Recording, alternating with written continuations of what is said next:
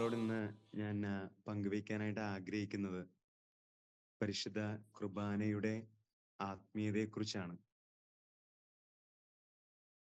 നാം ഓരോരുത്തരും വിളിക്കപ്പെട്ടിരിക്കുന്നത് ഈ പരിശുദ്ധ കുർബാനയുടെ ആത്മീയത ജീവിക്കാനാണ്. ഈശോ തന്റെ പരസ്യ ജീവിതകാലത്ത് നമ്മളെ പഠിപ്പിച്ചതിൻ്റെയും പ്രവർത്തിച്ചതിൻ്റെയൊക്കെ ആകെ തുകയാണ് ഈ പരിശുദ്ധ കുർബാന എന്ന് പറയുന്നത്.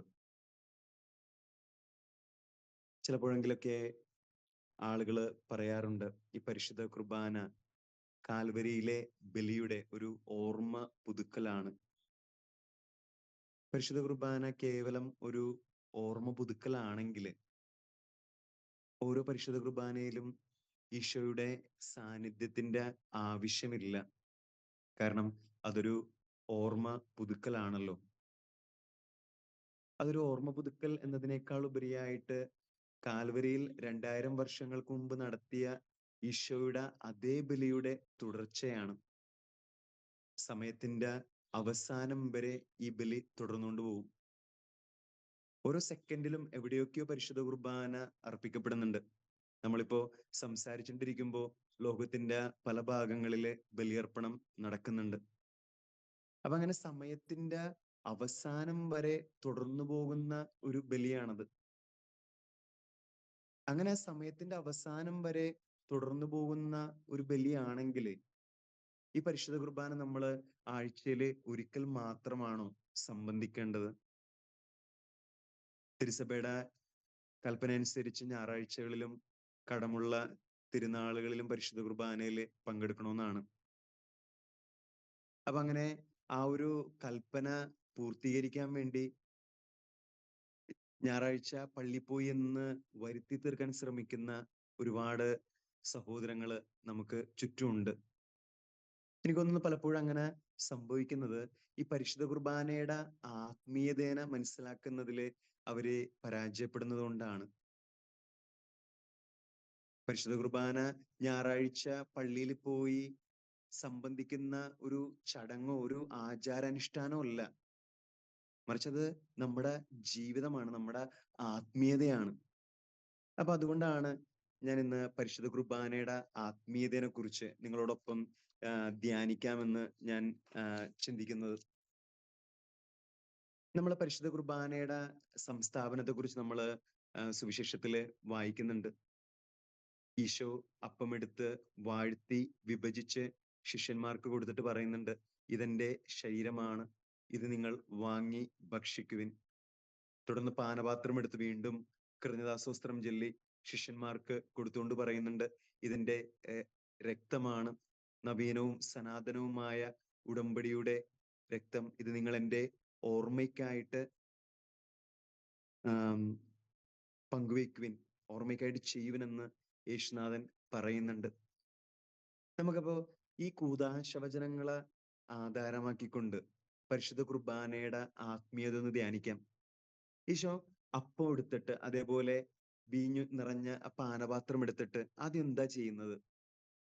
ഈശോ ആദ്യം തന്നെ പിതാവിന് കൃതജ്ഞത സ്തോത്രം അർപ്പിക്കണേ.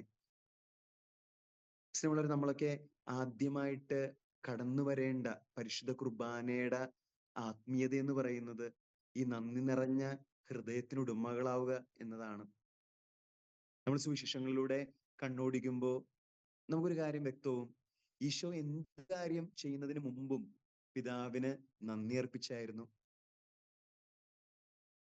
ഓരോ അത്ഭുതങ്ങൾ പ്രവർത്തിക്കുന്നതിന് മുമ്പും ഈശോ പിതാവിന് നന്ദി അർപ്പിച്ചതിന് ശേഷമാണ് ആ അത്ഭുതങ്ങൾ പ്രവർത്തിച്ചിരുന്നത്.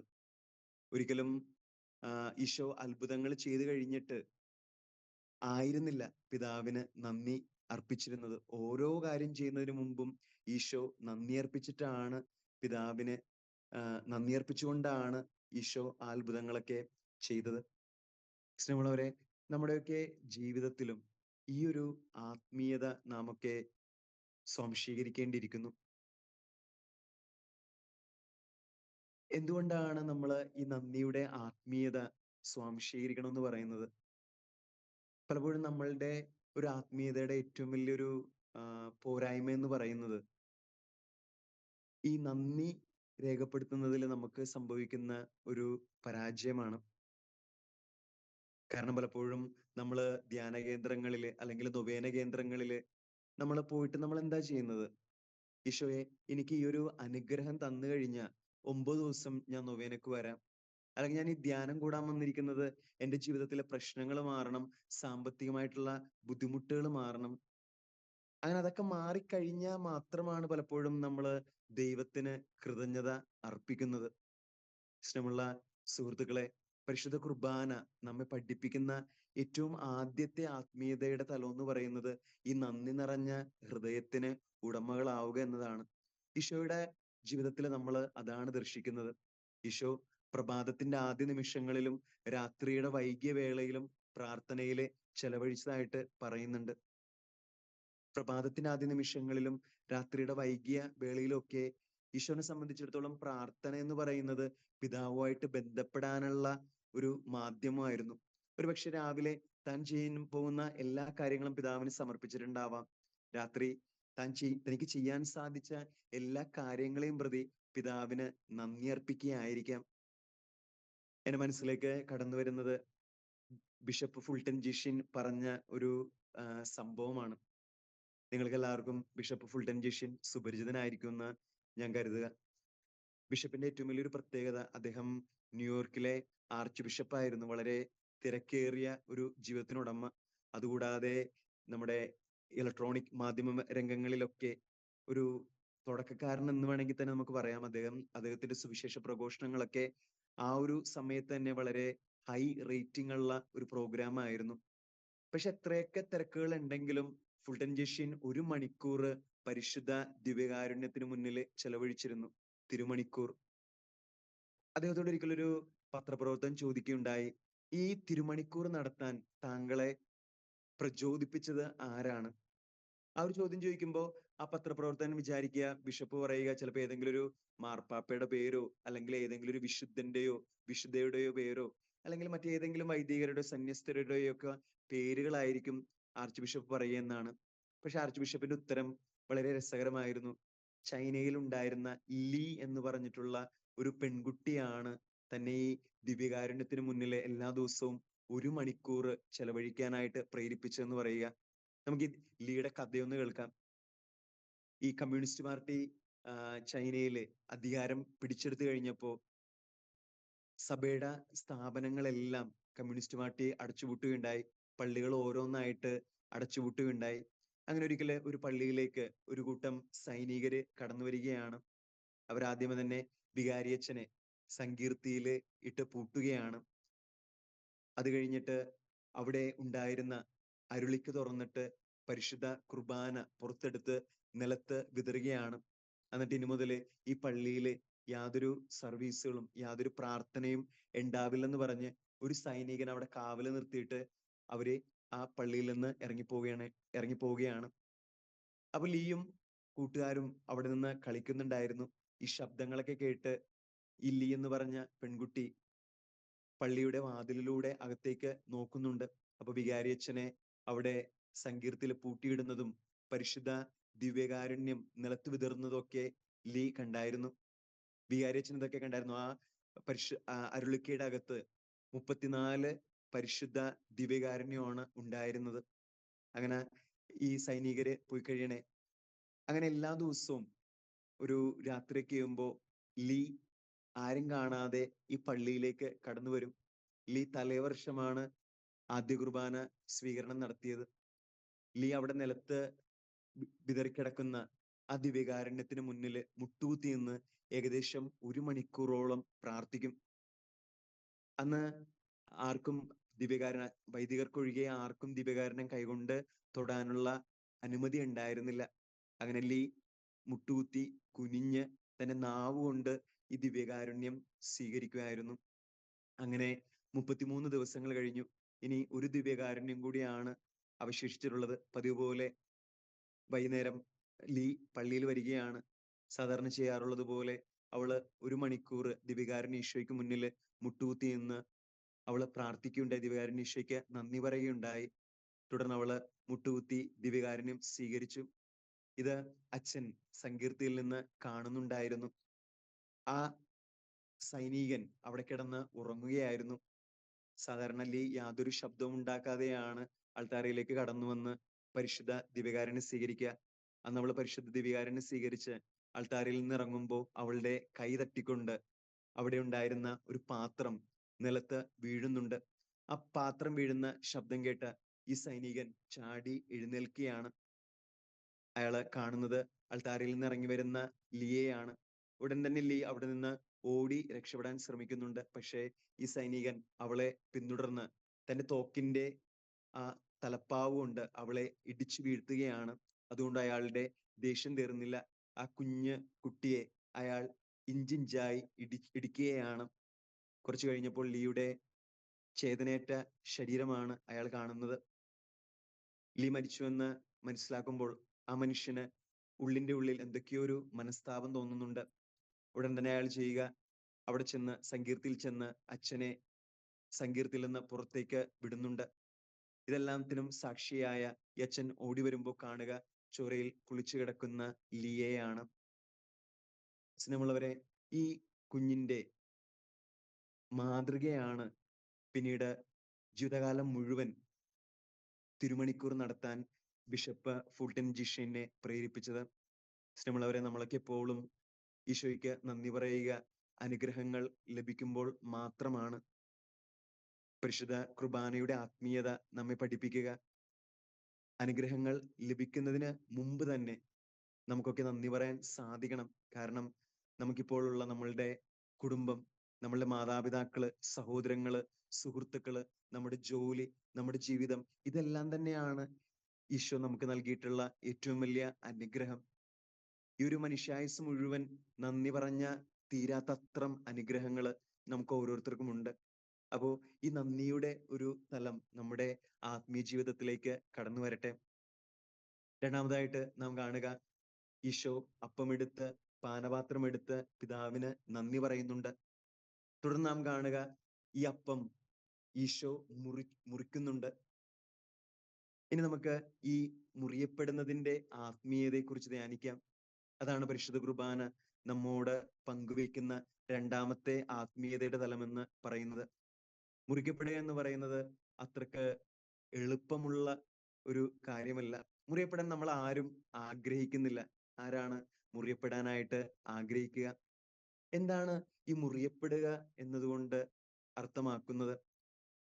പലപ്പോഴും നമുക്കൊക്കെ ഉള്ള ഒരു മനോഭാവമാണ്, എൻ്റെ വീട്ടിൽ, ഞാൻ ജോലി ചെയ്യുന്ന സ്ഥലത്ത്, എൻ്റെ ഇടവകയിൽ ഞാൻ പറയുന്ന കാര്യം എല്ലാവരും കേൾക്കണം, അംഗീകരിക്കണം, അനുസരിക്കണം. ഒരിക്കൽ പോലും എന്നെ അവഗണിക്കരുത്. പലപ്പോഴും ഈ ഞാനെന്ന ഭാവം ഒരുപാട് പ്രശ്നങ്ങൾ നമ്മുടെയൊക്കെ സമൂഹങ്ങളിൽ സൃഷ്ടിക്കുന്നുണ്ട്. പലപ്പോഴും മുറിയപ്പെടാൻ നമുക്കൊക്കെ മനസ്സില്ലാത്തത് കൊണ്ടാണ് ഈ ഒരു പ്രശ്നം കടന്നു വരിക. പരിശുദ്ധ കുർബാന നമ്മെ പഠിപ്പിക്കുക മുറിയപ്പെടാനുള്ള ഒരു ക്ഷണമാണ്. നമുക്കൊന്ന് ഗെത്സമനിലേക്ക് തിരിഞ്ഞു നോക്കാം. അവിടെ ഈശോ തന്റെ പിതാവിനോട് ഇപ്രകാരം പ്രാർത്ഥിക്കുന്നുണ്ട്: പിതാവേ, ഈ പാനപാത്രം എന്നിൽ നിന്ന് എടുത്ത് മാറ്റണമേ. അത് മുറിയപ്പെടാൻ പോകുന്നവന്റെ ആത്മരോദനമാണ്. ഈശോയ്ക്കറിയാം, നാളെ കാൽവരി മലയിൽ തന്റെ ഓരോ കോശങ്ങളും ചോരയിൽ കുളിക്കും. അത്രമാത്രം സഹനങ്ങളിലൂടെ താൻ കടന്നു പോകേണ്ടതായിട്ട് വരും. അങ്ങനെ മുറിയപ്പെടുന്നവന്റെ വേദന ആത്മാവിൽ ഉൾക്കൊണ്ടുകൊണ്ടാണ് പിതാവിനോട് കരഞ്ഞുകൊണ്ട് ഈശോ പറയുന്നത്, സാധിക്കുമെങ്കിൽ ഈ പാനപാത്രം എന്നിൽ നിന്ന് അകന്നു പോകട്ടെ. എന്ന തൊട്ടടുത്ത നിമിഷം ആ മുറിയപ്പെടാനുള്ള ക്ഷണം ഏറ്റെടുത്തുകൊണ്ട് ഈശോ പറയുകയാണ്, പിതാവേ, എന്റെ ഇഷ്ടമല്ല അങ്ങയുടെ ഇഷ്ടം നിറവേറപ്പെടട്ടെ, അങ്ങയുടെ ഇഷ്ടം നിറവേറട്ടെ. ഈശോയുടെ മുറിയപ്പെടാനുള്ള ആ ഒരു മനസ്സാണ് സ്നേഹമുള്ളവരെ ഇന്ന് നമുക്ക് ഓരോരുത്തർക്കും നിത്യരക്ഷ നേടിത്തന്നത്. അന്ന് ഈശോ മുറിയപ്പെടാൻ തയ്യാറായിരുന്നില്ലെങ്കിൽ ഇന്ന് നമ്മൾ ഓരോരുത്തരും പാപത്തിന്റെ ബന്ധനത്തിൽ തന്നെ തുടരുമായിരുന്നു. ദിവ്യകാരുണ്യം നമുക്ക് നൽകുന്ന ആത്മീയതയുടെ രണ്ടാമത്തെ തലം മുറിയപ്പെടാനുള്ള ക്ഷണമാണ്. ഞാൻ എൻ്റെ തന്നെ ഒരു വ്യക്തിപരമായിട്ടുള്ള അനുഭവം നിങ്ങളോട് പങ്കുവയ്ക്കാനായിട്ട് ആഗ്രഹിക്കുകയാണ്. ഒരു വൈദികനാണോ എന്നുള്ളൊരു ആഗ്രഹം ഉണ്ടായിരുന്നൊരു വ്യക്തി ആയിരുന്നില്ല ഞാൻ. എനിക്ക് പണ്ട് മുതലേ പഠിച്ച് ഒരു ഫിസിക്സ് പഠിപ്പിക്കുന്ന പ്രൊഫസർ ആകണം, അതായിരുന്നു എൻ്റെ ജീവിതത്തിലെ ഏറ്റവും വലിയ അഭിലാഷം എന്ന് പറയുന്നത്. 10ാം ക്ലാസ് അത്യാവശ്യം നല്ല മാർക്കോടുകൂടി പാസ്സായി. +2-ലും നല്ല മാർക്കോടുകൂടി പാസ്സായി. അങ്ങനെ ഏറ്റവും വലിയൊരു ആഗ്രഹം തേവര സേക്രഡ് കോളേജില് ബിഎസ്സി ഫിസിക്സിന് ചേരണം. അവിടെ തന്നെ ഒരു പ്രൊഫസറായിട്ട് ജോയിൻ ചെയ്യണം. അങ്ങനെ ഞാൻ സ്വപ്നം കണ്ടതുപോലെ എനിക്ക് തേവര സേക്രഡ് കോളേജില് അഡ്മിഷൻ കിട്ടി. ബിഎസ്സി ഫിസിക്സിന് തന്നെ ഞാൻ ചേർന്നു. അങ്ങനെ ജീവിതം വളരെ സന്തോഷകരമായിട്ട് പോയിക്കൊണ്ടിരിക്കുന്ന ഒരു സമയം. അപ്പൊ ഏകദേശം ഫസ്റ്റ് ഇയർ ക്ലാസ് ഒക്കെ തുടങ്ങി. അപ്പോഴാണ് അവിചാരിതമായിട്ട് പെട്ടെന്ന് അപ്പച്ചന്റെ ശബ്ദം നഷ്ടമാവുന്നത്. അപ്പൊ അങ്ങനെ ചെക്കപ്പിന് കൊണ്ടുപോയപ്പോ അറിഞ്ഞു അപ്പച്ചന് ലങ്സില് ക്യാൻസർ ഉണ്ട്. പക്ഷെ അമൃത ഹോസ്പിറ്റലിലാണ് ട്രീറ്റ്മെന്റ് ഒക്കെ നടത്തിയത്. അവര് അപ്പച്ചനോട് പറഞ്ഞത് ക്യാൻസറിന്റെ ആദ്യത്തെ സ്റ്റേജ് ആണ്, നമുക്ക് ചികിത്സിച്ച് ഭേദമാക്കാവുന്നതേ ഉള്ളൂ. അങ്ങനെ കീമോതെറാപ്പി ഒക്കെ തുടങ്ങി. ഏകദേശം 2-3 കീമോതെറാപ്പി ഒക്കെ കഴിഞ്ഞപ്പോൾ തന്നെ അപ്പച്ചന് സ്വരം തിരിച്ചു കിട്ടി. ഞങ്ങൾക്ക് എല്ലാവർക്കും വളരെ സന്തോഷമായി. കാരണം സാധാരണ ക്യാൻസർ ഒക്കെ വരുന്നു എന്ന് കേൾക്കുമ്പോൾ തന്നെ എല്ലാവർക്കും ഭയങ്കര ഒരു പേടിയായിരിക്കുമല്ലോ. പക്ഷെ അപ്പച്ചനെ സംബന്ധിച്ചിടത്തോളം അപ്പച്ചൻ ആർമിയിലായിരുന്നു. അപ്പോ ഒരുപാട് മാനസികമായിട്ട് കരുത്തൊക്കെയുള്ള ഒരു വ്യക്തിയായിരുന്നു. അപ്പോ ട്രീറ്റ്മെന്റ് തുടങ്ങി അപ്പച്ചന് നല്ല രീതിയിൽ റെസ്പോണ്ട് ചെയ്യുന്നുണ്ട്. അങ്ങനെ വീട്ടിൽ എല്ലാവർക്കും ഭയങ്കര സന്തോഷമായി. ഏകദേശം അങ്ങനെ ട്രീറ്റ്മെന്റുകൾ പോയിക്കൊണ്ടിരിക്കുകയായിരുന്നു. അപ്പോഴാണ് എന്റെ ഫസ്റ്റ് ഇയറിലത്തെ പരീക്ഷ വരുന്നത്. സാധാരണ ഞാൻ ഏകദേശം ഒരു ആവറേജ് സ്റ്റുഡന്റ്. ഏതൊരു പരീക്ഷയും ഞാൻ ഒന്നൊരുങ്ങി പോയി കഴിഞ്ഞാൽ എനിക്ക് ഈസി ആയിട്ട് പാസ്സാകാനുള്ള മാർക്ക് കിട്ടും. അപ്പൊ അന്ന് ഫസ്റ്റ് ഇയർ മെയിൻ പരീക്ഷ അത് ഇത്തിരി പാടായിരുന്നു. പക്ഷെ എനിക്ക് 100% ഉറപ്പാണ് ഞാൻ പാസ്സാകാനുള്ള മാർക്കൊക്കെ എനിക്ക് കിട്ടും. അങ്ങനെ ഒരു പ്രതീക്ഷയിലാണ് പരീക്ഷാ ഹാളിൽ നിന്ന് പുറത്തേക്ക് വന്നത്. അങ്ങനെ അന്നത്തെ കാലത്ത് ഒന്നാമത്തെ വർഷത്തെ റിസൾട്ട് വരുന്നത് 2ാമത്തെ വർഷം ആകുമ്പോഴാണ്. 2ാമത്തെ വർഷം പകുതി കഴിയുമ്പോഴാണ് റിസൾട്ട് ഒക്കെ വരുന്നത്. അങ്ങനെ അപ്പച്ചന്റെ ട്രീറ്റ്മെന്റ് ഞാൻ ഡിഗ്രി സെക്കൻഡ് ഇയറിൽ പഠിക്കുമ്പോഴും തുടർന്നുകൊണ്ടിരിക്കുകയാണ്. എനിക്ക് തോന്നുന്ന ഒരു ക്രിസ്മസ് സമയത്താണ് അപ്പച്ചൻ ഒരു ദിവസം അവിചാരിതമായിട്ട് തലകറങ്ങി വീഴുന്നുണ്ട്. ഉടൻ തന്നെ അപ്പച്ചനെ ഹോസ്പിറ്റലിൽ കൊണ്ടുപോകുന്നുണ്ട്. അപ്പോഴാണ് അറിയുന്നത് ക്യാൻസർ ചെറുതായിട്ട് ബ്രെയിനിലേക്കൊക്കെ പടർന്നിട്ടുണ്ട്. അപ്പോൾ ഞങ്ങൾക്ക് എല്ലാവർക്കും ഒരുപാട് പ്രതീക്ഷയുണ്ട്. പക്ഷെ ദിവസം കഴിയുന്തോറും അപ്പച്ചന്റെ ശരീരം ഭയങ്കരമായിട്ട് ക്ഷീണിക്കുന്നു. അപ്പോ അന്ന് അമ്മച്ചിയായിരുന്നു കൂടുതലും അപ്പച്ചന്റെ ഒപ്പം ഹോസ്പിറ്റലിലൊക്കെ പോയിട്ടുണ്ടായിരുന്നത്. ഞാൻ ഏകദേശം 1-2 തവണ മാത്രമേ പോയിട്ടുണ്ടായിരുന്നുള്ളൂ. അപ്പൊ ഞാൻ ഓർക്കുന്ന ഒരു ഡിസംബർ 24-ാം തീയതി എനിക്കൊരു സംശയം തോന്നി. ഞാനും ഇങ്ങനെ അപ്പച്ചന്റെ ഒപ്പം അമൃത ഹോസ്പിറ്റലിൽ പോയി. അന്ന് അപ്പച്ചനെ റേഡിയേഷന്റെ ഇൻചാർജുള്ള ഡോക്ടറിനെ കാണുമായിരുന്നു. അപ്പച്ചൻ ഡോക്ടറിനെ കണ്ടു. അപ്പച്ചൻ ഇറങ്ങിയപ്പോ ഞാൻ ആ ഡോക്ടറിന്റെ അടുത്തേക്ക് ചെന്നു. ഞാൻ ആ ഡോക്ടറിന്റെ അടുത്തേക്ക് ചെന്നിട്ട് ഞാൻ ആ ഡോക്ടറിനോട് രോഗവിവരങ്ങൾ തിരക്കി, എങ്ങനെയുണ്ട് അപ്പച്ചന്റെ അവസ്ഥ. അപ്പൊ ഡോക്ടർ എന്നോട് പറഞ്ഞു അപ്പച്ചന്റെ ക്യാൻസർ രോഗം കണ്ടുപിടിക്കുന്നത് സ്റ്റേജ് 4-ലാണ്. അപ്പോ ഞാൻ ഡോക്ടറിനോട് ചോദിച്ചു, പക്ഷേ ഞങ്ങളോട് പറഞ്ഞത് 1ാമത്തെ സ്റ്റേജിലാണെന്നാണല്ലോ. അപ്പൊ ഡോക്ടർ പറഞ്ഞു, ഞങ്ങള് അപ്പച്ചനോട് ആ രോഗവിവരം പറയാഞ്ഞിട്ടാണ്. കാരണം ഒരുപക്ഷെ അത് പറഞ്ഞു കഴിഞ്ഞാൽ അദ്ദേഹം അത് ഉൾക്കൊള്ളില്ലായിരിക്കും. അതുകൊണ്ട് അദ്ദേഹത്തിന് ധൈര്യം കിട്ടാൻ വേണ്ടിയാണ് ഞങ്ങളത് 1ാമത്തെ സ്റ്റേജ് ആണെന്ന് പറഞ്ഞത്. അപ്പച്ചന് 4th സ്റ്റേജിലായിരുന്നു. ഇപ്പോ ലങ്സിൽ നിന്ന് ശരീരത്തിന്റെ മറ്റു ഭാഗങ്ങളിലേക്കും ബ്രെയിനിലേക്കൊക്കെ പടർന്നിട്ടുണ്ട്. ഇനി ഞാൻ പറയുക, നിങ്ങള് തുടർന്നുള്ള ട്രീറ്റ്മെന്റ് ഒന്നും നിങ്ങൾ ചെയ്യണ്ട. വീട്ടിൽ കൊണ്ടുപോയിട്ട് അപ്പച്ചന് സമാധാനത്തിൽ ശാന്തമായി മരിക്കാനുള്ള ഒരു അന്തരീക്ഷം ഒരുക്കി കൊടുക്കുക. എന്റെ ജീവിതത്തിൽ എനിക്കുണ്ടായ ഏറ്റവും വലിയൊരു ഷോക്കായിരുന്നു. കാരണം ഒരുപാട് പ്രതീക്ഷകൾ നൽകിയിട്ട് വീണ്ടും അപ്പച്ചൻ നഷ്ടപ്പെടുമെന്നുള്ള ആ ഒരു അവസ്ഥയിലേക്ക് എത്തിയ ഒരു നിമിഷം എനിക്ക് ഒരിക്കലും മറക്കാൻ പറ്റില്ല. ഞാൻ ഓർക്കുന്നു, വീട്ടിലേക്ക് തിരിച്ചു പോകുമ്പോൾ വണ്ടിയിലിരുന്ന് ഇതിങ്ങനെ സംഭവിച്ചു, അല്ലെങ്കിൽ എനിക്കുണ്ടായ ഒരു തോന്നലാണോ സ്വപ്നമാണോ എന്നൊക്കെ ഞാനിങ്ങനെ ചിന്തിച്ചായിരുന്നു. കാരണം എനിക്ക് 100% ഉറപ്പാണ്, ഞാനിത് എന്റെ അമ്മയോടോ ചേച്ചിമാരോടൊക്കെ പറഞ്ഞ അവരൊരിക്കലും വിശ്വസിക്കില്ല. കാരണം എന്നെക്കാളും ഒരുപാട് സന്തോഷത്തോടും പ്രതീക്ഷയോടും കൂടിയായിരുന്നു അവർ അപ്പച്ചന്റെ രോഗാവസ്ഥയെ കണ്ടിരുന്നത്. അങ്ങനെ ക്രിസ്മസ് ഒക്കെ കഴിഞ്ഞ് ഞാൻ എൻ്റെ വീട്ടില് അപ്പച്ചന്റെ രോഗത്തിന്റെ യഥാർത്ഥ വിവരങ്ങൾ പറയുകയുണ്ടായി. കുറച്ച് ദിവസങ്ങൾ കഴിഞ്ഞപ്പോൾ തന്നെ അപ്പച്ചൻ ഏകദേശം ബെഡ് റിഡൺ ആയി. അപ്പൊ ഞങ്ങളുടെ വീടിന്റെ അടുത്ത് ഹോളി ക്രോസ് സിസ്റ്റേഴ്സ് നടത്തുന്ന ഒരു ഹോളി ക്രോസ് ഹോസ്പീസ് എന്ന് പറഞ്ഞിട്ടുള്ളൊരു പാലിയേറ്റീവ് കെയർ സെന്റർ ഉണ്ട്. അവിടെ എനിക്ക് എന്റെ 10ാം ക്ലാസ് കഴിഞ്ഞപ്പോൾ മുതൽ സിസ്റ്റർ ജെറോം എന്ന് പറഞ്ഞിട്ടുള്ള ഒരു സിസ്റ്ററിനെ എനിക്ക് പരിചയമുണ്ട്. എൻ്റെ ഒരു മെന്റർ, അല്ലെങ്കിൽ എൻ്റെ ഒരു ആത്മീയ മാതാവായിട്ട് എൻ്റെ കൂടെ ഉണ്ടായിരുന്ന ഒരു സിസ്റ്റർ ആയിരുന്നു. അപ്പൊ ഞാൻ ഇങ്ങനെ സിസ്റ്ററിനോട് സംസാരിച്ചു. അപ്പച്ചനെ ആ പാലിയേറ്റീവ് കെയറിലേക്ക്, ഞങ്ങളുടെ വീടിന്റെ അടുത്ത് തന്നെയാണ്, ഏകദേശം ഒരു 1/2 കിലോമീറ്റർ ദൂരമേ ഉള്ളൂ. അപ്പൊ അപ്പച്ചൻ അങ്ങോട്ടേക്ക് ഷിഫ്റ്റ് ചെയ്തു. അങ്ങനെ ഏത് ദിവസം വേണമെങ്കിലും അപ്പച്ചൻ മരണത്തിന് അഭിമുഖീകരിക്കാം എന്നൊരു നിലയിലാണ് കാര്യങ്ങള്. അങ്ങനെ ഇരിക്കുമ്പോഴാണ് എൻ്റെ ഫസ്റ്റ് ഇയറിലത്തെ റിസൾട്ട് വരുന്നത്.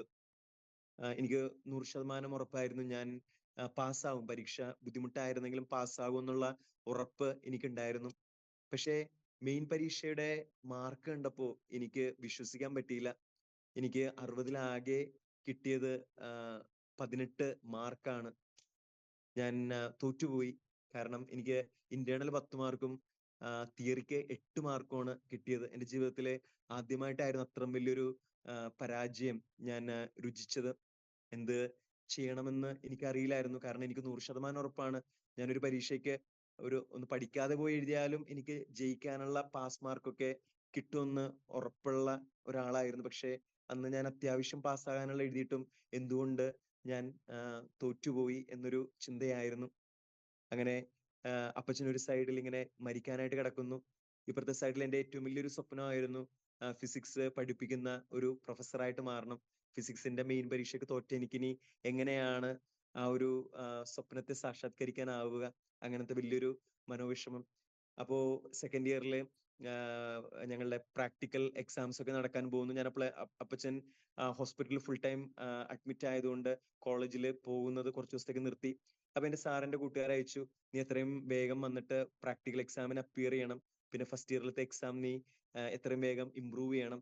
പക്ഷെ എനിക്ക് ഒരു കൺഫ്യൂഷൻ, കോളേജിൽ പോകണോ അല്ലെങ്കിൽ അപ്പച്ചന്റെ ഒപ്പം നിന്ന് അപ്പച്ചനെ ശുശ്രൂഷിക്കണോ?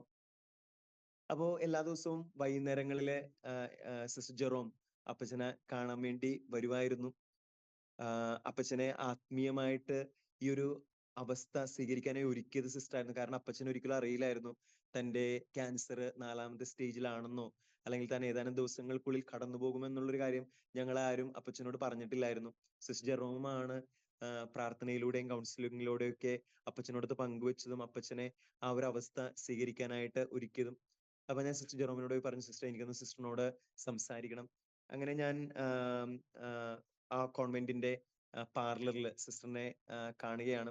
അപ്പൊ ഞാനിങ്ങനെ സിസ്റ്ററിനോട് എന്റെ വിവരങ്ങളെല്ലാം പറഞ്ഞു. ഇങ്ങനെ റിസൾട്ട് വന്നു, അതിന് ഞാൻ ദയനീയമായിട്ട് പരാജയപ്പെട്ടു. പിന്നെ എന്റെ പ്രൊഫസർ എത്രയും വേഗം ക്ലാസ്സിൽ ജോയിൻ ചെയ്യാൻ, പ്രാക്ടിക്കൽ എക്സാമിന് അപ്പിയർ ചെയ്യാൻ പറയുന്നുണ്ട്. എനിക്ക് എന്ത് ചെയ്യണമെന്ന് അറിയില്ല സിസ്റ്റർ. ഞാൻ ഇവിടെ നിന്ന് പോയി കഴിഞ്ഞാൽ അപ്പച്ചന് എന്തെങ്കിലും സംഭവിച്ചാൽ എന്ത് ചെയ്യും? അങ്ങനെ മനസ്സിൽ ഭയങ്കര ഒരു അസ്വസ്ഥത. അപ്പൊ സിസ്റ്റർ ജെറോം എന്നോട് പറയുന്നുണ്ട്, ജോസ് നീ ഒന്നുകൊണ്ടും വിഷമിക്കേണ്ട, കർത്താവ് എല്ലാ കാര്യങ്ങളും നിനക്ക് ക്രമീകരിച്ചു തരും. പെട്ടെന്നത് കേട്ടപ്പോ എനിക്ക് എന്താണ് സംഭവിച്ചതെന്ന് അറിയില്ല. എനിക്ക് എന്റെ ദേഷ്യം നിയന്ത്രിക്കാൻ പറ്റിയില്ല. ഞാൻ ഉടനെ തന്നെ അലറിക്കൊണ്ട് സിസ്റ്ററിനോട് പറയുന്നുണ്ട്, സിസ്റ്റർ എന്റെ അപ്പച്ചൻ എല്ലാ ദിവസവും പള്ളിയിൽ പോകുന്ന ആളാണ്, പള്ളിയിലെ കൈക്കാരനാണ്. ജീവിതത്തിൽ അപ്പച്ചൻ ഒരാളെ പോലും അങ്ങനെ വേദനിപ്പിച്ചിട്ടില്ല. അങ്ങനെ നന്മ മാത്രം ചെയ്തൊരു വ്യക്തിയാണ്. ആ വ്യക്തിക്ക് നോക്കിക്കണ്ട ഇപ്പോ ക്യാൻസർ വന്ന് മരിക്കാനായിട്ട് കിടക്കുന്നു. ഞാനും പള്ളിയിൽ എല്ലാ ദിവസവും പോവും. ഈശോന അൾത്താരയില് ഒരുപാട് കാലം ഞാൻ ശുശ്രൂഷ ചെയ്തിട്ടുണ്ട്. ഒരിക്കൽ പോലും ജീവിതത്തിൽ ഞാൻ പരാജയപ്പെട്ടിട്ടില്ല. പക്ഷേ ഇപ്പോ ഞാൻ അതിദയനീയമായിട്ട് എന്റെ ഏറ്റവും വലിയ സ്വപ്നം തന്നെ തകർക്കപ്പെട്ടിരിക്കുകയാണ്. ഞാൻ പരീക്ഷയില് പരാജയപ്പെട്ടു. അങ്ങനെ തന്നെ സ്നേഹിക്കുന്ന ആളുകൾക്ക് ദുഃഖം മാത്രം നൽകുന്ന ഒരു വ്യക്തിയാണ് ദൈവമെങ്കിൽ ആ ദൈവം ഉണ്ടെന്ന് ഞാൻ കരുതുന്നില്ല. ഉണ്ടെങ്കിൽ തന്നെ ഞാൻ ആ ദൈവത്തില് വിശ്വസിക്കുന്നില്ല എന്ന് പറഞ്ഞിട്ട് ഞാനൊരു കൊച്ചുകുട്ടീനെ പോലെ സിസ്റ്ററിന്റെ മുമ്പില് കരയാൻ തുടങ്ങി. കുറച്ച് കഴിഞ്ഞപ്പോ ഞാൻ നോക്കിയപ്പോ സിസ്റ്ററും കരയുന്നുണ്ട്. ഞാൻ അങ്ങനെ എന്റെ കരച്ചിലൊക്കെ നിർത്തി. സിസ്റ്റർ എന്നോട് ചോദിച്ചു, ജോസ് നിനക്കറിയാമോ പകൽ സമയത്ത് ഞാൻ എവിടെയാണ് പോകുന്നതെന്ന്? ഞാൻ പറഞ്ഞു, സിസ്റ്റർ എനിക്കറിയില്ല. സിസ്റ്റർ എന്നോട് പറഞ്ഞു, ഞാൻ അമൃത ഹോസ്പിറ്റലിലാണ് പോകുന്നത്. അപ്പൊ ഞാൻ വിചാരിച്ചു സിസ്റ്റർ ഒരു നഴ്സിംഗ് കോളേജിന്റെ പ്രിൻസിപ്പളായിട്ട് റിട്ടയർഡ് ആയ ആളാണ്. ഒരുപക്ഷെ അവിടെ നഴ്സിംഗ് സ്റ്റുഡൻസിന് ക്ലാസ് എടുക്കാൻ വേണ്ടിയായിരിക്കും സിസ്റ്റർ പോകുന്നത്. സിസ്റ്റർ എന്നോട് ഇങ്ങനെ പറഞ്ഞു, നിന്റെ അപ്പച്ചനെ ചികിത്സിക്കുന്ന അതേ ഡോക്ടർ തന്നെയാണ് എന്നെയും ചികിത്സിക്കുന്നത്. എനിക്ക് ബ്ലഡ് ക്യാൻസർ ആണ്. ഡോക്ടർ എന്നോട് ഓൺ ദ ഫേസ് പറഞ്ഞു, എനിക്കിനി വളരെ കുറച്ച് നാളുകൾ മാത്രമേ അവശേഷിക്കുന്നുള്ളൂ. പക്ഷെ ഈശോയോട് എനിക്ക് യാതൊരു പരാതിയുമില്ല. ഈശോ എന്നെ ഏൽപ്പിച്ച ദൗത്യം ഞാൻ പൂർത്തിയാക്കി. ഞാൻ കടന്നു പോകാൻ തയ്യാറാണ്. പെട്ടെന്ന് എനിക്കത് കേട്ടപ്പോ എനിക്ക് വിശ്വസിക്കാൻ പറ്റിയില്ല. കാരണം എല്ലാ ദിവസവും സിസ്റ്റർ രാവിലെ കീമോതെറാപ്പിക്ക് അമൃത ഹോസ്പിറ്റലിൽ പോവുകയായിരുന്നു. വൈകുന്നേരമാകുമ്പോൾ വണ്ടിയിൽ നിന്ന് ഇറങ്ങിയിട്ട് നേരെ വരുന്നത് എൻ്റെ അപ്പച്ചന്റെ റൂമിലേക്കാണ്. അപ്പച്ചന്റെ അടുത്തിരുന്ന് അപ്പച്ചനോട് സംസാരിക്കും. അപ്പച്ചനെ ആ ഒരു നല്ലൊരു മരണത്തിനായിട്ട് സിസ്റ്റർ ഒരുക്കുമായിരുന്നു. അപ്പൊ ഈ കീമോതെറാപ്പി ഒക്കെ ചെയ്യുന്ന ദിവസങ്ങളിൽ സിസ്റ്ററിന് ശാരീരികമായിട്ട് ഒരുപാട് വേദനകളും ബുദ്ധിമുട്ടുകളൊക്കെ ഉണ്ടായിട്ടുണ്ടാവാം. എന്നിട്ടും സിസ്റ്റർ അപ്പച്ചന്റെ അടുത്തേക്ക് വരികയായിരുന്നു. ഞാൻ സിസ്റ്ററിനോട് പറഞ്ഞു, സിസ്റ്റർ ഞാൻ പ്രാർത്ഥിക്കാമെന്ന് പറഞ്ഞിട്ട് ഞാൻ ആ മുറിയിൽ നിന്ന് ഇറങ്ങുകയാണ്. ഏതാനും ദിവസങ്ങൾ കഴിഞ്ഞപ്പോഴേക്കും അപ്പച്ചൻ മരിക്കുകയുണ്ടായി. വളരെ പിന്നീട് എൻ്റെ ജീവിതത്തിലെ വിശ്വാസം നഷ്ടപ്പെട്ടു പോയിട്ടുള്ള ഒരു അന്ധകാരത്തിൻ്റെതായിട്ടുള്ള ദിവസങ്ങൾ ഉണ്ടായിരുന്നു. പക്ഷെ പിന്നീട് പതിയെ പതിയെ കർത്താവിന്റെ കൃപ എൻ്റെ ജീവിതത്തിലേക്ക് കടന്നു വരാൻ തുടങ്ങി. അന്ന് ഞാൻ ആദ്യമായിട്ട് എൻ്റെ മനസ്സിലിരുന്ന് ആരോ പറയുന്നത് പോലെ, ഇതല്ല നിന്റെ വഴി മറ്റൊന്നാണ്, ആ വഴിയിലേക്ക് നീ പ്രവേശിക്കുക. അങ്ങനെയാണ് ഞാൻ എൻ്റെ വഴി അത് സന്യസ്ത പൗരോഹിത്യ ജീവിതമാണെന്ന് തിരിച്ചറിയുന്നത്. പക്ഷേ ആ ഒരു വഴിയിലേക്ക് പ്രവേശിക്കാൻ എന്നെ പ്രചോദിപ്പിച്ചത് ഈ സിസ്റ്ററിന്റെ ജീവിതമാണ്. സ്വയം ഒരു മെഴുകുതിരി പോലെ ഉരുകുമ്പോഴും എനിക്കും കുടുംബത്തിനും പ്രകാശം നൽകാനായിരുന്നു അന്ന് ആ സിസ്റ്റർ ശ്രമിച്ചത്. ശരിക്കും പരിശുദ്ധ കുർബാനയിൽ മുറിക്കപ്പെടുന്ന അപ്പം പോലെ എനിക്കും കുടുംബത്തിനും വേണ്ടി അവര് മുറിയുകയായിരുന്നു. സ്നേഹമുള്ളവരെ, നമ്മൾ ഓരോരുത്തരും വളരേണ്ടത് ഈ മുറിക്കപ്പെടലിന്റെ ആത്മീയതയിലേക്കാണ്. മുറിക്കപ്പെടുമ്പോൾ മാത്രമാണ് ഈശോയ്ക്ക് നമ്മളെ ഓരോരുത്തരെയും മറ്റുള്ളവരിലേക്ക് പങ്കുവെച്ച് നൽകാനായിട്ട് സാധിക്കുകയുള്ളൂ. മൂന്നാമതായിട്ട് ഞാൻ നിങ്ങളുമായിട്ട് ധ്യാനിക്കാൻ ആഗ്രഹിക്കുന്ന കാര്യം, ഈശോ അപ്പമെടുത്ത് വാഴ്ത്തി വിഭജിച്ച് ശിഷ്യന്മാർക്ക് നൽകി. ശിഷ്യന്മാർക്ക് അപ്പം വീഞ്ഞും ഈശോ പങ്കുവെച്ച് നൽകിയാണ്. ഈ പങ്കുവെക്കലിന്റെ ആത്മീയതയിലേക്ക് നമുക്ക് വളരാനായിട്ട് സാധിക്കണം. നമ്മൾ പലപ്പോഴും പങ്കുവെക്കുക എന്ന് പറയുമ്പോൾ നമുക്ക് വേണ്ടാത്ത സാധനങ്ങൾ, അല്ലെങ്കിൽ നമുക്ക് ഒരുപാട് ഉള്ള സാധനങ്ങളാണ് പലപ്പോഴും നമ്മൾ മറ്റുള്ളവരുമായിട്ട് പങ്കുവെക്കുന്നത്. ഒരുപക്ഷെ നമ്മുടെ ഹൃദയത്തോട് ചേർന്ന് നിൽക്കുന്ന, അല്ലെങ്കിൽ നമ്മുടെ ജീവിതത്തിലെ ഏറ്റവും അമൂല്യമായത്, അത് നമ്മൾ ഒരിക്കലും പങ്കുവെക്കാറില്ല. പക്ഷെ ഈശോ നമുക്കായിട്ട് പരിശുദ്ധ കുർബാനയിൽ എന്താണ് പങ്കുവെക്കുന്നത്? അത് അവനെ തന്നെയാണ്. നിങ്ങളോട് ഒരു ചെറിയ ഒരു സംഭവം ഞാൻ പങ്കുവെക്കാനായിട്ട് ആഗ്രഹിക്കുകയാണ്. 1996 നമ്മുടെ അർജന്റീനയുടെ തലസ്ഥാനമായ ബ്യൂണസ് അയേഴ്സില് ഒരു ദിവ്യകാരുണ്യ അത്ഭുതം സംഭവിക്കുന്നുണ്ട്. അതിങ്ങനെയാണ്. ഫാദർ അലിജാൻദ്രോ പെസ്റ്റ്, അദ്ദേഹമായിരുന്നു ആ പള്ളിയിലെ വികാരിയച്ഛൻ. അദ്ദേഹം കുർബാന കഴിഞ്ഞിട്ട് പള്ളി ചെറുതായിട്ടൊന്ന് വൃത്തിയാക്കിയായിരുന്നു. അപ്പോഴാണ് അദ്ദേഹം ഒരു പരിശുദ്ധ കുർബാന ആരോ സ്വീകരിച്ചിട്ട് പള്ളിയുടെ അകത്ത് തന്നെ ഉപേക്ഷിച്ച് കടന്ന് പോയത്. അപ്പൊ അത് ഓൾറെഡി സ്വീകരിച്ച പരിശുദ്ധ കുർബാന ആയതുകൊണ്ട് അദ്ദേഹം അത് വെള്ളത്തില് അലിയിച്ചതിന് ശേഷം സംസ്കരിക്കാനായിട്ട് തീരുമാനിക്കണേ. അങ്ങനെ ഒരു പാത്രത്തിൽ വെള്ളം എടുത്ത് ആ ദിവ്യകാരുണ്യം അതിന്റെ അകത്ത് വെച്ചിട്ട് അദ്ദേഹം അവിടെ നിന്ന് പോയി. 2 ദിവസം കഴിഞ്ഞപ്പോഴാണ് അദ്ദേഹം ആ ദിവ്യകാരുണ്യം അലിഞ്ഞ് തനിക്കത് സംസ്കരിക്കാം എന്നൊരു ധാരണയോടുകൂടി അദ്ദേഹം വരുന്നത്. പക്ഷെ അദ്ദേഹം വരുമ്പോൾ കാണുന്നത് ആ ദിവ്യകാരുണ്യത്തിലെ രക്തത്തിന്റെ അംശങ്ങളാണ്. ഉടൻ തന്നെ അദ്ദേഹം അവരുടെ സഹായമെത്രാനായ ജോർജ് മാരിയോ ബെർഗോളിയെ വിവരമറിയിക്കുന്നുണ്ട്. ഈ ജോർജ് മാരിയോ ബെർഗോളിയോ നമുക്കൊക്കെ സുപരിചിതനായിട്ടുള്ള വ്യക്തിയാണ്. നമ്മളുടെ ഫ്രാൻസിസ് മാർപ്പാപ്പയായിരുന്നു ഈ ജോർജ് മാരിയോ ബെർഗോളിയോ. അന്ന് അദ്ദേഹമായിരുന്നു ബ്യൂണസ് അയേഴ്സിലെ സഹായമെത്രാൻ. അപ്പൊ അദ്ദേഹം ഈ അലജാൻദ്രോ അച്ഛനോട് പറയുന്നുണ്ട്, കുറച്ചു ദിവസം അത് നിരീക്ഷിക്കുക. കുറച്ചു ദിവസം കഴിഞ്ഞ് അദ്ദേഹം തുറന്നപ്പോ ഈ പരിശുദ്ധ ദിവ്യകാരുണ്യം ഒരു ചെറിയ മാംസകഷ്ണമായിട്ട് മാറി. പിന്നീട് ഈ സംഭവം നടക്കുന്ന 1996 1999, 3 വർഷങ്ങൾ കഴിഞ്ഞപ്പോ നമ്മുടെ ഫ്രാൻസിസ് മാർപ്പാപ്പ, അതായത് അന്നത്തെ ജോർജ് മാരിയോ ബെർഗോളിയോ, ഇത് ഒരു ശാസ്ത്രീയമായ പഠനത്തിന് അയക്കുന്നുണ്ട്. അപ്പൊ അത് ഈ പഠനം നടത്തുന്നത് വളരെ പ്രശസ്തനായിട്ടുള്ള ഒരു ഫോറൻസിക് സർജൻ ഡോക്ടർ ഫെഡറിക്. അദ്ദേഹം ഒരു നിരീശ്വരവാദി കൂടിയായിരുന്നു. അദ്ദേഹത്തിന്റെ കരങ്ങളിലേക്കാണ് ഈ മാംസകഷ്ണമായി മാറിയ ഈ ദിവ്യകാരുണ്യം നൽകുക. പക്ഷേ ഈ ഫോറൻസിക് സർജനോട് ഇതിന്റെ ബാക്ക്ഗ്രൗണ്ടുകളൊന്നും ജോർജ് മാരിയോ ബെർഗോളിയോ പറഞ്ഞിരുന്നില്ല. അദ്ദേഹം ഒരു കുറച്ചു കാലം വളരെ ഗാഢമായ ശാസ്ത്രീയ പഠനങ്ങളാണ് ഈ ത്തില് നടത്തുക. അവസാനം അദ്ദേഹത്തിന്റെ കണ്ടെത്തലുകൾ ഇപ്രകാരമായിരുന്നു. ഇത് ഒരു മനുഷ്യ വ്യക്തിയുടെ ഹൃദയത്തിൽ നിന്നുള്ള കോശങ്ങളാണ്. വളരെ വ്യക്തമായിട്ട് പറയുകയാണെങ്കിൽ ഒരു മനുഷ്യ വ്യക്തിയുടെ ഇടത് വെൻട്രിക്കിളിന്റെ, അതായത് വാൽവിനോട് ചേർന്നുള്ള പേശിയാണ്. ഈ പേശിയുടെ പ്രത്യേകത, ഈ പേശികളാണ് ഈ ഹൃദയത്തിന് ഇടിക്കാനുള്ള ഒരു കരുത്ത് കൊടുക്കുന്നത്. അതായത് ഈ പേശികൾ വഴിയായിട്ടാണ് ഓക്സിജൻ കലർന്ന രക്തം നമ്മുടെ ശരീരത്തിന്റെ എല്ലാ ഭാഗങ്ങളിലേക്കും എത്തുന്നത്. ആ മാംസപേശികളാണ് ആ ആ മാംസമായി മാംസകഷ്ണത്തിൽ ഉണ്ടായിരുന്നത്. അദ്ദേഹത്തിന് അതോടൊപ്പം തന്നെ വളരെ കൗതുകരമായിട്ടുള്ള മറ്റൊരു വെളിപ്പെടുത്തൽ കൂടി അദ്ദേഹം നടത്തുന്നുണ്ട്. അത് ഇപ്രകാരമാണ്. അതായത് ഈ മാംസകഷ്ണത്തില് വൈറ്റ് ബ്ലഡ് സെൽസ് ഉണ്ടായിരുന്നു. സാധാരണ ഒരു ഒരു അവയവം നമ്മുടെ ശരീരത്തിൽ നിന്ന് പുറത്തെടുത്തു കഴിഞ്ഞാൽ ഈ വൈറ്റ് ബ്ലഡ് സെൽസിന് സർവൈവ് ചെയ്യാൻ പറ്റില്ലെന്നാണ് പറയുന്നത്. പക്ഷേ ഈ മാംസകഷ്ണത്തില് ഈ വൈറ്റ് ബ്ലഡ് സെൽസ് ജീവനോടുകൂടി ഉണ്ടായിരുന്നു. അതായത് അദ്ദേഹത്തിന്റെ നിഗമനം ആ ഹൃദയം ജീവിക്കുന്ന ഒരു ഹൃദയമായിരുന്നു. പിന്നീട് അതോടൊപ്പം തന്നെ അദ്ദേഹം വേറൊരു കണ്ടെത്തലോടുകൂടി പറയുന്നുണ്ട്. അത് വളരെ ഇൻട്രസ്റ്റിംഗ് ആയിട്ടുള്ള ഒരു കണ്ടെത്തലായിരുന്നു. ഈ വൈറ്റ് ബ്ലഡ് സെൽസ് ഈ പേശികളിലേക്ക് ആഴ്ന്നിറങ്ങിയിരുന്നു. അതായത് അദ്ദേഹം പറയുക, ഹൃദയത്തിന് മാരകമായി മുറിവ് പറ്റിയിട്ടുള്ള അല്ലെങ്കിൽ ഒരു മാരകമായിട്ടുള്ള ആക്രമണം ഏറ്റുവാങ്ങിയ ഒരു വ്യക്തിയുടെ ഹൃദയത്തിൽ നിന്നുള്ള മാംസകഷ്ണമാണ് ഇത്. ഈ ഒരു 3 നിഗമനങ്ങളാണ് അദ്ദേഹം തന്റെ റിപ്പോർട്ടിൽ ഊന്നി പറയുക. അവസാനം അദ്ദേഹം ഒരു സംശയം ചോദിക്കുന്നുണ്ട്. ആ സംശയം ഇങ്ങനെയാണ്: നിങ്ങൾ പറഞ്ഞത് ഈ വ്യക്തി മരിച്ചത് 1996-ലാണ്. പക്ഷെ നിങ്ങൾ എനിക്ക് ഈ മാംസകഷ്ണം പഠിക്കാനായിട്ട് തരുന്നത് 1999-ലാണ്. അപ്പോ 3 വർഷങ്ങൾക്ക് മുമ്പ് മരിച്ച ആളുടെ മാംസകഷ്ണം ഞാൻ ടെസ്റ്റ് ചെയ്യുമ്പോൾ എങ്ങനെയാണ് അതെനിക്ക് ജീവനുള്ളതായിട്ട് കാണപ്പെടുന്നത്? അപ്പോഴാണ് ജോർജ് മാരി ബെർഗോളിയോ ബാക്കിയുള്ള കാര്യങ്ങളൊക്കെ അദ്ദേഹത്തിന് വെളിപ്പെടുത്തി കൊടുക്കുക. അതൊരു ദിവ്യകാരുണ്യമാണ് മാംസകഷ്ണമായി രൂപാന്തരം പ്രാപിച്ചത്.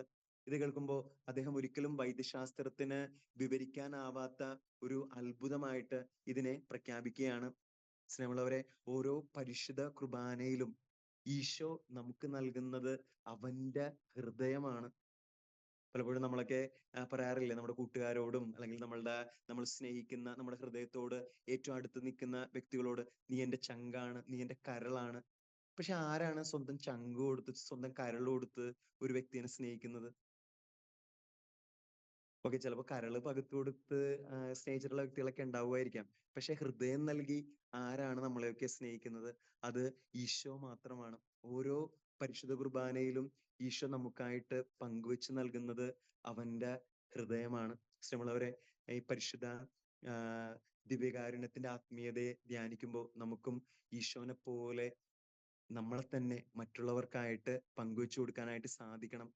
നമ്മുടെ സമയവും കഴിവും താലന്തുകളും നന്മയുമെല്ലാം മറ്റുള്ളവർക്കായിട്ട് പങ്കുവെച്ച് കൊടുക്കുമ്പോഴാണ് നമ്മളും പരിശുദ്ധ ദിവ്യകാരുണ്യമായിട്ട് മാറുന്നത്.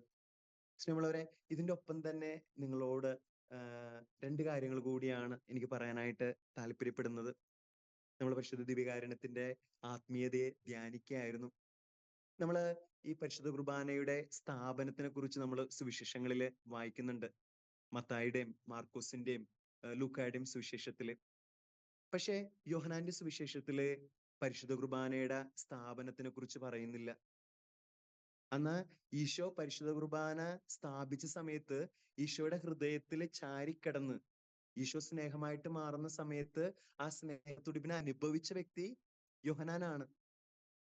എന്നാൽ യോഹന്നാൻ തന്റെ സുവിശേഷത്തില് എന്തുകൊണ്ടാണ് പരിശുദ്ധ കുർബാനയുടെ സ്ഥാപനത്തിനെ കുറിച്ച് പറയാത്തത്? അതേസമയം മത്തായി, മാർക്കോസ്, ലൂക്ക അവര് പരിശുദ്ധ കുർബാനയുടെ സ്ഥാപനത്തിനെ കുറിച്ച് പറയുന്നുണ്ട്.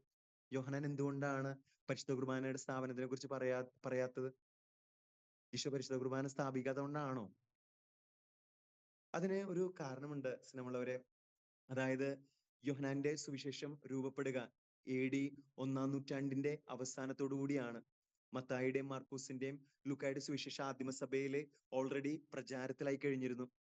പക്ഷെ ആ സമയത്ത് തന്നെ പരിശുദ്ധ കുർബാനയ്ക്ക് ഒരു പ്രശ്നം പറ്റിയായിരുന്നു. അതായത് ആളുകൾ കൂടുതലായിട്ട് ഈ അപ്പം മുറിക്കൽ ശുശ്രൂഷ, അതായിരുന്നു പരിശുദ്ധ കുർബാനയുടെ ആദ്യ രൂപം, അതിന്റെ ആചാരാനുഷ്ഠാനങ്ങളിൽ മാത്രം ശ്രദ്ധിക്കാൻ തുടങ്ങി. പരിശുദ്ധ കുർബാനയുടെ ആത്മീയതയിൽ വേണ്ടത്ര ശ്രദ്ധ കൊടുത്തിരുന്നില്ല. അതുകൊണ്ടാണ് യോഹന്നാൻ ശ്ലീഹ തന്റെ സുവിശേഷത്തിലെ പരിശുദ്ധ കുർബാനയുടെ സ്ഥാപനത്തിനെ കുറിച്ച് വിവരിക്കാതെ കാല് കഴുകൽ ശുശ്രൂഷയെക്കുറിച്ച് പറയുന്നത്. ഈശോ എപ്പോഴാണ് ശിഷ്യന്മാരുടെ കാല് കഴുകുന്നത്? പരിശുദ്ധ കുർബാന സ്ഥാപിക്കുന്നതിന് മുമ്പായിട്ടാണ് ഈശോ ശിഷ്യന്മാരുടെ കാലുകൾ കഴുകുന്നത്. യഹൂദ പാരമ്പര്യത്തിലെ ഒരു അടിമ മാത്രമാണ് യജമാനന്റെ അല്ലെങ്കിൽ മറ്റുള്ള വ്യക്തികളുടെ കാല് കഴുകുന്നത്. ദൈവപുത്രനായിട്ടുള്ള ഈശോ അടിമയോളം താഴ്ന്നുകൊണ്ട് തന്റെ ശിഷ്യരുടെ കാലുകൾ കഴുകിയതിന് ശേഷമാണ് പരിശുദ്ധ കുർബാന സ്ഥാപിക്കുക. സ്നേഹമുള്ളവരെ, നമ്മളൊക്കെ സ്വന്തമാക്കേണ്ട, സ്വായത്തമാക്കേണ്ട ഏറ്റവും വലിയ ആത്മീയത എന്ന് പറയുന്നത് ഈശോയെ പോലെ ചെറുതാകാനുള്ള ഈ ഒരു മനസ്ഥിതിയാണ്. പരിശുദ്ധ കുർബാനയായിട്ട് മാറി ഈ ലോകം മുഴുവൻ നിറയുന്നതിന് മുമ്പായിട്ട് ഈശോ ഒരു അടിമയെ പോലെ, ഒരു അപ്പത്തോളം ചെറുതായി തന്റെ ശിഷ്യരുടെ പാദങ്ങൾ കഴുകിക്കൊണ്ട്. പലപ്പോഴും നമുക്കൊക്കെ സാധിക്കാത്തത് അതാണ്. നമ്മൾ വർഷത്തിൽ ഒരിക്കൽ മാത്രമാണ് പരിശുദ്ധ കുർബാന ഈ കാല് കഴുകിയതിന് ശേഷം അർപ്പിക്കുക. അത് പെസഹ വ്യാഴാഴ്ച മാത്രമാണ്. ബാക്കിയുള്ള ദിവസങ്ങളിലൊന്നും പരിശുദ്ധ കുർബാനയുടെ ഭാഗമായിട്ട് ഈ കാല് കഴുകൽ ശുശ്രൂഷ ഇല്ല. നമ്മൾ പരിശുദ്ധ ദിവ്യകാരുണ്യം സ്വീകരിച്ചിട്ട് നമ്മൾ നമ്മുടെ വീട്ടിലേക്ക് കടന്നു വരുമ്പോൾ, നമ്മുടെ ജോലി സ്ഥലത്തേക്ക് നമ്മൾ കടന്നു ചെല്ലുമ്പോൾ, നമ്മളായിരിക്കുന്ന നമ്മുടെ കോളേജിലോ സ്കൂളിലോ ഒക്കെ കടന്നു ചെല്ലുമ്പോൾ, അവിടെയൊക്കെ ഈശോയെ പോലെ നമുക്ക് ചുറ്റുമുള്ള വ്യക്തികൾക്ക് ശുശ്രൂഷ ചെയ്യാൻ, അവരുടെ കാല് കഴുകാൻ, അവർക്ക് മുന്നിൽ ചെറുതായിക്കൊണ്ട് ഞാനെന്ന ഭാവത്തിനെ നമുക്ക് ഒരു പരിധിവരെയെങ്കിലുമൊക്കെ മാറ്റിവെക്കാൻ നമുക്ക് സാധിക്കണം. അപ്പോഴാണ് നമ്മള് പരിശുദ്ധ കുർബാനയുടെ ആത്മീയത ജീവിക്കുന്ന വ്യക്തികളായിട്ട് മാറുള്ളൂ. പ്രിയപ്പെട്ട സഹോദരങ്ങളെ, അവസാനമായിട്ട് ഞാൻ ഒരു കാര്യം കൂടി പറഞ്ഞുകൊണ്ട് ഈ ഒരു വചന ശുശ്രൂഷ ഞാൻ അവസാനിപ്പിക്കാം. അത് ഈ പരിശുദ്ധ കുർബാനയും അന്നന്ന് വേണ്ടുന്ന, അതായത് സ്വർഗസ്ഥനായ പിതാവേ എന്നുള്ള പ്രാർത്ഥനയും തമ്മിലുള്ള ബന്ധമാണ്. ഈ സ്വർഗസ്ഥനായ പിതാവേ എന്നുള്ള പ്രാർത്ഥന നമ്മളെല്ലാവരും എല്ലാ ദിവസവും ജപമാലയുടെ ഭാഗമായിട്ട്, നമ്മളുടെ വ്യക്തിപരമായ പ്രാർത്ഥനയുടെ ഭാഗമായിട്ടൊക്കെ നമ്മൾ ചെല്ലാറുണ്ട്. എന്നെ സംബന്ധിച്ചിടത്തോളം ചെറുപ്പത്തിലെ ഈ സ്വർഗസ്ഥനായ പിതാവെ ചൊല്ലുമ്പോൾ ഏറ്റവും ആത്മാർത്ഥമായിട്ട് ഞാൻ ചൊല്ലിയിരുന്ന ഒരു ഭാഗം, അന്നന്ന് വേണ്ടുന്ന ആഹാരം ഇന്നും ഞങ്ങൾക്ക് തരണേ. ഒരുപക്ഷെ ആ ഒരു കാര്യത്തിന് ഒരിക്കലും മുട്ടുവരരുതേ എന്നുള്ള ഒരു ചിന്തയിൽ നിന്നായിരിക്കണം അന്നൊക്കെ അത് അത്ര തീവ്രമായിട്ട് പ്രാർത്ഥിച്ചിരുന്നത്. അന്ന് വിചാരിച്ചിരുന്നത് ഒരുപക്ഷെ നമുക്ക് എല്ലാ ദിവസവും കഴിക്കാനുള്ള ഭക്ഷണം അതെന്തെങ്കിലും ആകട്ടെ, അത് മുടങ്ങാണ്ട് കിട്ടണം എന്നുള്ളൊരു ചിന്തയായിരുന്നു. പക്ഷെ പിന്നീട് സെമിനാരിയില് തിയോളജി ഒക്കെ പഠിക്കാൻ തുടങ്ങിയപ്പോൾ ശ്രദ്ധിച്ചൊരു കാര്യം, മൂലഗ്രന്ഥത്തിലെ ഈ അന്നന്ന് വേണ്ടുന്ന ആഹാരം, മൂലഗ്രന്ഥം അതായത് പുതിയ നിയമം എഴുതപ്പെട്ടിരിക്കുന്ന ഗ്രീക്ക് ഭാഷയിലാണ്. ഗ്രീക്ക് ഭാഷയിലെ അതിനെ സൂചിപ്പിക്കുന്ന പദം മന്ന എന്ന പദമാണ്. അന്നന്ന് വേണ്ടുന്ന ആഹാരത്തിന് സൂചിപ്പിക്കുന്ന പദം മന്ന എന്ന പദമാണ്. എന്താണ് ഈ മന്ന? നമുക്ക് എല്ലാവർക്കും അറിയാം. ഇസ്രായേൽ ജനം അടിമത്തത്തിന്റെ നാടായ ഈജിപ്തിൽ നിന്ന് വാഗ്ദത്ത ഭൂമിയിലേക്ക് യാത്ര ചെയ്യുമ്പോൾ ദൈവം അവർക്ക് കൊടുത്ത അനുദിന ഭക്ഷണമാണ് മന്ന. പക്ഷെ ഈ മന്നയ്ക്ക് പിന്നെ എന്താണ് സംഭവിക്കുന്നത്? അതായത് ഇസ്രായേൽ ജനം വാഗ്ദത്ത ഭൂമിയിലേക്ക് കാലെടുത്ത് വെക്കുന്ന ദിവസം അവർക്ക് ഈ മന്ന കൊടുക്കുന്നത് നിർത്തലാക്കപ്പെടുകയാണ്. പിന്നീട് അവർക്ക് ഒരിക്കലും മന്ന കിട്ടിയിട്ടില്ല. ഈ മന്നയുടെ ഓർമ്മയ്ക്കായിട്ടാണ് അവര് ഈ സാന്നിധ്യത്തിന്റെ അപ്പം വാഗ്ദത്ത പേടകത്തില് വെക്കുക. സാബത്ത് ദിവസം ഈ അപ്പം അവര് മാറ്റുന്നതൊക്കെ ഒരിക്കലും ദൈവം തങ്ങൾക്ക് മന്ന നൽകി എന്നുള്ള ഒരു ഓർമ്മ പുതുക്കാനാണ്. പിന്നെ ഇസ്രായേലുകാരുടെ ഇടയിൽ ഒരു വലിയൊരു ഒരു വിശ്വാസം ഉണ്ടായിരുന്നു. അതായത് ഭാവിയിൽ മിശിഹ വരുമ്പോ വീണ്ടും അവൻ ഈ സ്വർഗീയ ഭോജ്യമായിട്ടുള്ള മന്ന കൊണ്ടുവരും എന്നൊരു വിശ്വാസം ഉണ്ടായിരുന്നു. അതുകൊണ്ടാണ് യോഹന്നാന്റെ സുവിശേഷം 6-ാമത്തെ അധ്യായത്തില് ഈശോ പറയുന്നത്, ഞാനാണ് സ്വർഗത്തിൽ നിന്നിറങ്ങിയ മന്ന. എന്റെ ശരീരം ഭക്ഷിക്കുകയും എന്റെ രക്തം പാനം ചെയ്യുകയും ചെയ്യുന്നവൻ നിത്യം ജീവിക്കും. മരുഭൂമിയിലെ മന്ന കഴിച്ച വ്യക്തികൾ എല്ലാവരും വാഗ്ദത്ത ഭൂമിയിലേക്ക് പ്രവേശിക്കുന്നതിന് മുമ്പായിട്ട് മരണമടഞ്ഞു. പക്ഷെ ഈശോയുടെ തിരുശരീരവും തിരുരക്തവും ഭക്ഷിക്കുന്നവരാണ് സ്വർഗീയ വാഗ്ദത്ത ഭൂമിയിലേക്ക് പ്രവേശിക്കാൻ പോകുന്നത്. നമ്മളവരെ അന്നന്ന് വേണ്ടുന്ന ആഹാരം ഇന്നും തരണേന്ന് നമ്മൾ പ്രാർത്ഥിക്കുന്ന, ശരിക്കും എല്ലാ ദിവസവും പരിശുദ്ധ കുർബാനയിൽ പങ്കെടുത്തുകൊണ്ട് ഈശോയുടെ തിരുശരീര രക്തങ്ങൾ സ്വീകരിക്കാനുള്ള കൃപ തരണേ എന്ന് പിതാവിനോട് നമ്മൾ നടത്തുന്ന ആത്മാർത്ഥമായ പ്രാർത്ഥനയാണ് സ്വർഗസ്ഥനായ പിതാവേ എന്നുള്ള പ്രാർത്ഥന. സ്നേഹമുള്ളവരെ, നമ്മള് പരിശുദ്ധ കുർബാന അത് ഞായറാഴ്ച ഒരിക്കൽ മാത്രം സംബന്ധിക്കേണ്ട ഒന്നല്ല. തിരുസഭയുടെ കൽപ്പനയിൽ പറയുന്ന ഞായറാഴ്ചകളിലും കടമുള്ള തിരുനാളുകളിലും പങ്കെടുക്കണം. അത് ഏറ്റവും മിനിമം നമ്മൾ ചെയ്യേണ്ട ഒരു കാര്യമാണ്. നമ്മൾ പരിശുദ്ധ കുർബാന നമുക്ക് സാധിക്കണമെങ്കിൽ എല്ലാ ദിവസവും തന്നെ നമ്മൾ ഈ പരിശുദ്ധ കുർബാനയിൽ പങ്കെടുക്കണം. എന്നാൽ മാത്രമേ പരിശുദ്ധ കുർബാനയുടെ ആത്മീയതയെ സ്വന്തമാക്കിക്കൊണ്ട് നമുക്ക് പിതാവായ ദൈവത്തിന് നന്ദി അർപ്പിച്ച് സ്വയം മുറിഞ്ഞ് മറ്റുള്ളവർക്കായിട്ട് നമ്മളെ തന്നെ പങ്കുവെക്കുന്ന പരിശുദ്ധ കുർബാനയായിട്ട് മാറാനായിട്ട് സാധിക്കുകയുള്ളൂ. ഈ പരിശുദ്ധ കുർബാനയാണ് മറ്റുള്ളവരെ ശുശ്രൂഷിക്കാനായിട്ട് നമ്മെ സഹായിക്കുക.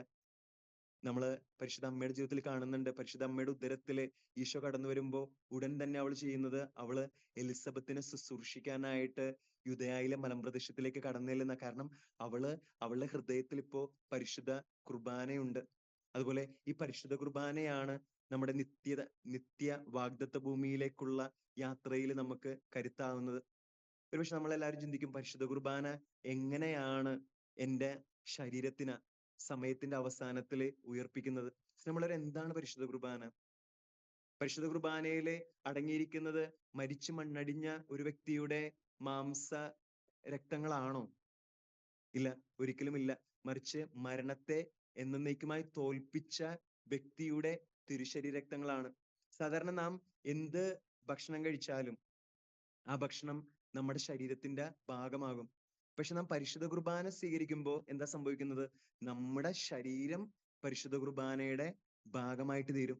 അങ്ങനെ നമ്മുടെ ശരീരത്തിന്റെ ഭാഗമായി തീരുന്ന പരിശുദ്ധ കുർബാനയാണ് എനിക്കും നിങ്ങൾക്കും നിത്യത സമ്മാനിക്കാനായിട്ട് പോകുന്നത്. അങ്ങനെയാണ് പരിശുദ്ധ കുർബാന അമർത്യതയുടെ ദിവ്യ ഔഷധമായിട്ട് മാറാൻ പോകുന്നത്. സ്നേഹമുള്ള സഹോദരങ്ങളെ, ജീവിക്കുന്ന കാലമൊക്കെയും എല്ലാ ദിവസവും പരിശുദ്ധ കുർബാന സ്വീകരിച്ച് നമുക്ക് നിത്യതയെ ലക്ഷ്യമാക്കിയുള്ള നമ്മുടെ സ്വർഗീയ വാഗ്ദത്ത ഭൂമിയിലേക്കുള്ള നമ്മുടെ വിശ്വാസ യാത്ര തുടരാം. നല്ലവനായ ദൈവം നമ്മെയും നമ്മുടെ കുടുംബങ്ങളെയും സമൃദ്ധമായി അനുഗ്രഹിക്കട്ടെ. നമ്മെ ഓരോരുത്തരെയും എല്ലാ ദിവസവും തന്റെ പുത്രന്റെ ആത്മീയ വിരുന്നിൽ പങ്കെടുക്കാൻ അവിടുന്ന് വിളിക്കട്ടെ. ഒരിക്കലും നമ്മൾ ശ്രമിക്കുന്നത് കൊണ്ട് നമുക്ക് കുർബാനയിൽ മുടങ്ങാതെ പങ്കെടുക്കാൻ പറ്റില്ല. മറിച്ച് പിതാവിനാൽ വിളിക്കപ്പെടുമ്പോൾ, പിതാവ് ആകർഷിച്ചാൽ മാത്രമാണ് നമുക്ക് ഓരോരുത്തർക്കും മുടങ്ങാതെ പരിശുദ്ധ കുർബാനയിൽ സംബന്ധിക്കാനായിട്ട് സാധിക്കുകയുള്ളൂ. അതിനുള്ള കൃപാവരം പിതാവ് നമുക്ക് എല്ലാവർക്കും തരട്ടെ. ആമേൻ.